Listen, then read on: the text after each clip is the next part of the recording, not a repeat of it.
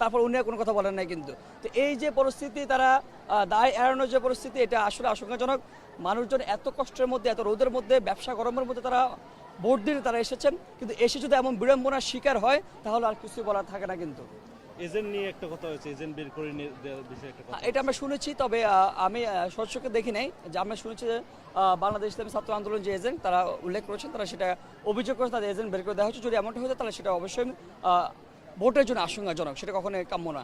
তাদের নির্বাচন কমিশন বলছিলেন নির্বিকার, সেক্ষেত্রে আসলে 4টা পর্যন্ত ভোট এবং ভোট গণনার পরে রেজাল্ট পর্যন্ত কি নির্বাচন কমিশনকে নিয়ে এখন পর্যন্ত কোনো আশঙ্কা আছে?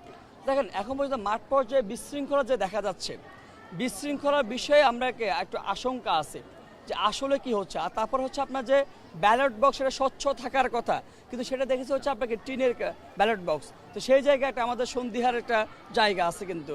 তো এখন পর্যন্ত নির্বাচন কমিশন এখনও সমাজ যদি স্ট্রিক্টলি এই বিষয়টা পালন করে, শিক্ষার্থীদের স্বতঃস্ফূর্ত যে সাড়া আছেন, আশা করে ভালো কিছু হবে।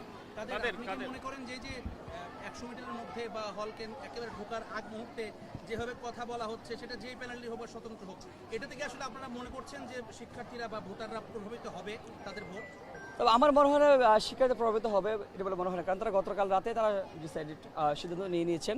তবে এতে করে শিক্ষার্থী একটি বিড়ম্বনার শিকার হচ্ছে আর কি, বারবার করে টানাহেরসা করে এই গরমের মধ্যে। বিশেষ করে নারী শিক্ষার্থীরা বেশিরভাগ করে এই রোদের মধ্যে, তীব্র রোদের মধ্যে তারা দাঁড়িয়ে আছেন।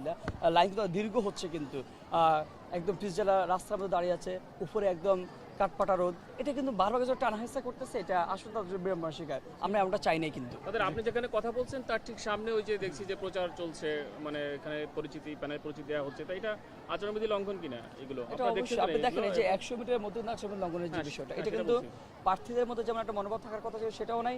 নির্বাচন কমিশন যেভাবে হচ্ছে আচরণবিধি সেট করে দিয়েছে, সেগুলো পালন করার বিষয়ে তারা যেভাবে স্ট্রিক্ট থাকবেন, তাদের মধ্যে সে মনোভাবটা আমরা দেখতে পাইনি এখন পর্যন্ত।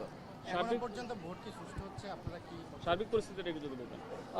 এখন পর্যন্ত অবশ্য সুষ্ঠু হচ্ছে, এতটুকু বলা যায়। কোনো অভিযোগ আছে আপনাদের পক্ষ থেকে? আমরা অভিযোগ যেটা দিচ্ছি সেটা আমি অলরেডি উল্লেখ করেছিলাম। ঠিক আছে, থ্যাংক ইউ। মামুন ভাই।